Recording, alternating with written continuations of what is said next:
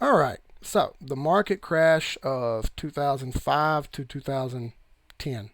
Why did it happen and how did it happen? Well, it's not as complicated as you may think. All right. So there's a few things that we need to know and a few terms that we need to know beforehand. All right. So essentially, we know the housing market crashed. But why did the housing market even have anything to do with anything? All right. Well, a long time ago, someone figured out that people, especially like to the 50s through the 70s through the 80s, people would pay their mortgages, okay? And most of the time people who had mortgages had them because they could afford them. All right? And they had to go through credit checks and they had to have a good job and they had to have money down and all this kind of stuff in order to afford that house, right? Otherwise you had to rent or live in smaller housing until you could afford to move into a home or what we call the suburbs. All right? That's simple stuff. Okay, everybody knows that. You have that happen when you're in college. You live in a dorm. You get out of the dorm, move into an apartment. You stay in an apartment, you meet someone, you fall in love, you get a house, you get married, all that good stuff. It's the way it works. We slowly build ourselves up. All right, well, someone realized back in the 70s that you can market this stuff. And they realized that people quite often paid their mortgages. They didn't default on their mortgages and get foreclosed on. Most of the time they paid, right? Almost all the time.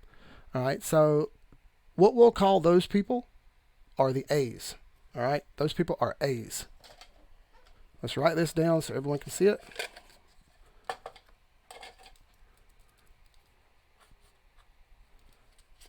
People who pay their mortgage are an A. All right, pretty simple. They have good credit. They have good jobs, and they have down payment money. This all shows a commitment, okay? Credit, a job, and some down payment money. That shows a commitment that you're going to pay your bill. And we all know mortgages last roughly 30 years, right? There's different ones. They got 30-year, 20-year, 15-year, 10-year, but usually you get 30-year mortgages. And this separates your payments out for 30 years, all right? Everybody knows that. All right, so that's a standard mortgage. On that mortgage, you pay interest. Now, why do you pay interest? Because the housing people that you buy the house from might want $200,000 for that house. You only make $40,000 a year. Obviously, you can't afford to pay cash for this house. But rather than let you not have a house, the bank gives it to you on credit, and they charge you an interest rate per year on that house payment. All right, so they break that payment down from 30 years, $200,000. Your payment is, let's say, $500 a month, even though that's not right. $500 a month. Well, the bank charges you 6% interest on that, okay? And you pay that every single payment throughout the year, and that's called an APR, right? An annual percentage return. All right, so it's pretty simple, right? Everybody has a house payment, everybody pays interest on that. This drags your payment out for 30 years, but it helps you pay off the house and it helps you have somewhere to live and grow a family, right? Someone in the 70s realized that most everybody pays their payment. Well, slowly but surely we eroded away from that. We started giving people loans that couldn't afford those loans, or giving them houses that were too big, or giving people jobs, or people houses without a job, or people houses without a down payment, or people houses with bad credit. Okay, so those people would be, let's group them together here.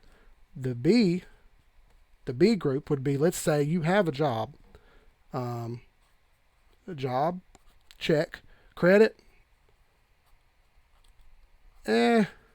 not so sure, money down, sure, you got some money to put down. So you got a job, you don't have any credit, but you do got some money to put down. Okay, so what happens? Pretty simple. Okay, the bank looks at you and say, well, you don't have good credit. So instead of only being 5% down, we're going to need 15% down. And if you can put that 15% down, we'll give you the same interest rate as the guy in the A group. And the guy in the B group says, you know what, I don't want to pay that much down, but I'll do it. I want this house. So that shows a commitment.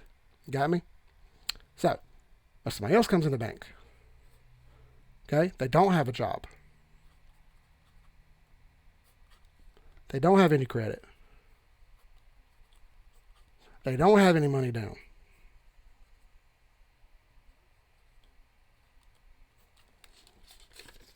These are C's. Pretty simple. You don't have any job. You don't have any credit. You don't have any money. But you've been renting for years and you're sick of rent. You're sick of it. You want to buy a house because Darth has a house. Jude has a house.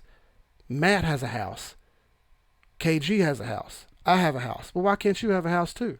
That's not fair. That's not fair. How come you don't have a house? It's not cool. Well, then Nick jumps on here and says, I want a house. I want it too. Even though I don't have these things, I want a house too. Okay? So we have 3 different categories here. We have A, which is prime. Prime time, going to pay their payment buyers. We have B's, which are can probably pay their payment. Okay? Probably. Then we have C's. These are not so prime, are they? So these are what we would call, in a nice way, subprime. Okay? Does that sound nice? Subprime doesn't sound as bad as shit, right? Right. So, how do you make money off this? Well, this is where it gets tricky, okay? So, it would take the bank 30 years for them to make all their money back on this loan, right? Because it was a 30-year loan. So that means every month you're going to pay $500 plus interest to this bank. Well, the bank had to fork out $200,000 to buy that house for you from the previous owner.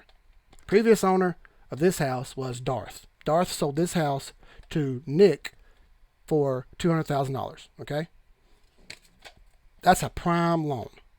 Done. Nick's going to pay his payment on this house payment. He makes $60,000 a year. He can pay twice that payment. So this is a prime realty loan. Okay. Inside this are other loans just like Nick's. Okay. Lots of loans just like Nick's. Lots of them. And they're all in a big bundle. Okay. And this is called a bundle of A1 loans. Okay. Okay. We're also going to give this a name. The name of this is a CDO. What does CDO mean? It's pretty simple. CDO is collateralized debt obligation. What does that mean? It means this whole bundle of loans is put together as collateral to be sold. That's pretty not complicated. All right. It was instead of just one loan like Nick's, we have 1,000 loans just like Nick's. And because they all look good and he pays his payment and he pays that interest payment every single month and that bank gets their payment from them every single month, that looks good. Now here's the problem. That bank has $1 million to loan out loans with, right? Well, 5 people come in the bank and they don't have any more money to loan out. Okay, they're stuck. I'm getting an interest payment from Nick and 4 other people, but I don't have enough money to keep moving stuff around. What do I do? Well, that's simple, okay? The bank sees these 5 loans and they put them together in this bucket and that becomes a CDO. And they sell this CDO, okay? They sell these 5 loans in a group together to someone else. And why would they do that? Okay, on that $200,000 loan, that house would have been worth, in the end, $450,000, right? So that's $250,000 profit the bank would have made over 30 years. Okay, that's pretty simple. Okay, 450 times 5. 450,000 times 5. I don't know that math. Let's do it real quick. 450,000 times 5. That's 2.25 million. That's what the bank would have made. So they had $1 million to start with, and they would have made 2.25 if after 30 years. Simple. Got that? Instead, the bank sells these loans together, all together, to me. I buy them. And what do I pay for them? I pay less than the bank would have gotten. I'll buy these loans from Nick, the bank, for, a little bit less, like 1.75. And Nick says, that's fine. I'll take that 1.75. I'll take that 1.75 million. And Nick's out of the loan. He's got his money. He's got $1.75 million now. And no longer are the loans his responsibility. Okay? He's passed those on to me. That's a CDO swap. Okay? A collateralized debt obligation swap. Nick gave it to me. Now I've got it. Now I got stacks. Okay? I've got $150 million. So not only did I buy this from Nick, but I bought it from Wale. I bought it from Frank. I bought it from Harvey. I bought it from Dustin. I bought it from Tim. I got a whole bunch of these. I got a whole bunch of them. Okay? Now, that I've bought this from Nick, Nick had already made a bet. Okay? Nick made a bet that I would buy this. Okay? He made a bet that everyone would make their payments with that $1 million that he had. Everyone would make their payments, and that I would make this buy from him. That was his hope. Okay? His bet. His bet came through. I made a bet that I can do something with these. That secondary bet is called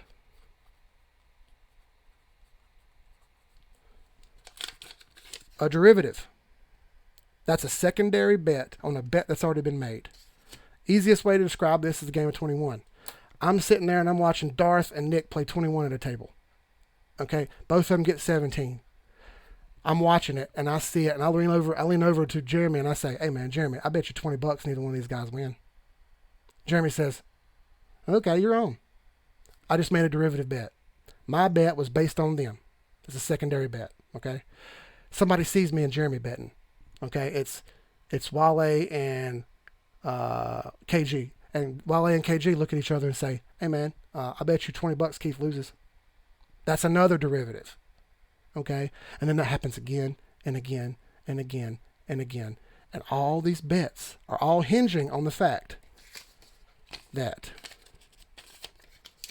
these right here hold strong. Okay, they're all betting on this A. They're all betting on this A. Okay, let's say everybody wins. Congratulations, we won. We'll move on to the next hand. Suddenly, the B's play. Okay? The B's start playing. And we make that bet again. We might win, we might lose. Then the C's start playing. Okay? Then we start losing. One by one by one. Now, what if I made up some horse shit and I knew that these so many people had A's that I would run out of A's eventually? Okay, I'm Nick, and I keep moving people through this place, and I keep using my 1 million, then 1.75, then 3, then 5 million, and I keep using up these A's. Well, I run out of A's. There's nobody left that can afford to pay their payment that makes enough money. Now what do I do? All right, what if I sold you 20 A's and 2 B's together? Okay? What if I sold you 20 A's and 2 B's? Would you take that buy? You still got, 18 A's and 2 B's. That'd be 20 total. You still got 18 A's. Okay, but there's 2 B's in there. But you know, the B's, they're still pretty solid. They still pay their payment. Would you make that buy? Okay, sure. Nick, I'll buy it. Thanks. I'll hold on to that for a while. Okay? Now I'm starting to get all his A's and I'm starting to get some of the B's. So I get cold feet and I'm like, look, man, I got a lot of mortgages. I think I'll sell these. And I've got 2 million of these now. Okay? I got 2 million. So what do? I bundle those up. And I make my own CDO. And I sell it to some dude over in Saudi Arabia for $1 billion. Now I've got $1 billion. And none of these are my responsibility anymore. Okay? Now they're the guy in Saudi Arabia's responsibility. And this went on and on and on. And what happened? Little by little, the C's started getting added, and even worse than the C's started getting added to the A's. And the A's failed miserably. Okay? The A's weren't worth what they said they were because they had B's and C's mixed into them. Okay? And then once those failed, they said, what about the B's and C's? We've been betting on those too. Well, that was really bad. They were derivatives. They were really bad. They were secondary bets on an already bad bet. Okay? And then flop. All of it falls in your freaking lap. That's the housing market crash. It's not that complicated, is it? Okay? It's pretty simple, actually. People made a whole lot of bets that people were going to pay their house payments. Little by little, loan companies started giving out houses to people who couldn't afford them. They couldn't afford the size of the house. They couldn't afford the payments. Variable interest rates happened. Okay? They stopped giving you 6% and would make a variable rate where it was 6% at first, but after 2 years, that rate went to 14. Suddenly, your house payment went from $500 to $1,500. You can't pay that, so you default. Well, who has to pay that payment when you default? You. Are you going to pay that? No. You're going to let it go into foreclosure. They foreclose on that house, they take that house, and they sell it again for more profit. Okay? That's the bank. Did anybody get in trouble for this? Nope. As a matter of fact, we gave them $6 trillion to fix it. Did they change anything? Nope. It's still exactly the same way it was. Only now we're in 2020. Okay? It's the same way it was, only now we're in 2020. Now we have a pandemic, and people are losing their jobs and can't afford their house payments. What does that sound like to you? What does that sound like to you? You really want to buy a house right now? You really think right now is the best time to buy a house? If you have a job and you can actually afford it, would you buy right now? Or if you thought the housing market was going to come down, when would you buy? I wouldn't buy here. I'd buy here. I'd buy a much better spot. Okay? Down here. I'd wait to find that house that's $400,000 that's gone down to $315 because the buyer couldn't sell it. I mean, the seller couldn't get rid of it. They couldn't find a buyer. They couldn't find an A to buy it. They could only find B's and C's. And the bank ran out of A's, remember? They're out of A's. All they can find is B's and C's, and nobody wants the B's and C's. They only want the A's. Well, if you wait a little while, you get an A. Okay? Housing market explained. Don't think it won't happen again. They didn't change anything. They didn't fix anything. It's going to keep happening, okay? This is why the whole world went broke when the United States housing market failed. Because all these Saudi Arabia people who bought all these bought shit loans. Nobody cared. I didn't care that I sold them to the guy in Saudi Arabia. Nick didn't give a shit that he sold them to me. He got rid of his and got his nut. I got rid of him and got my nut. Now you're stuck with him. Too bad. So hopefully I explain that a little bit better for everybody. There's more details to it, but that's the overview, and that's basically what happened. So we'll end this one here, and see you guys on the next one.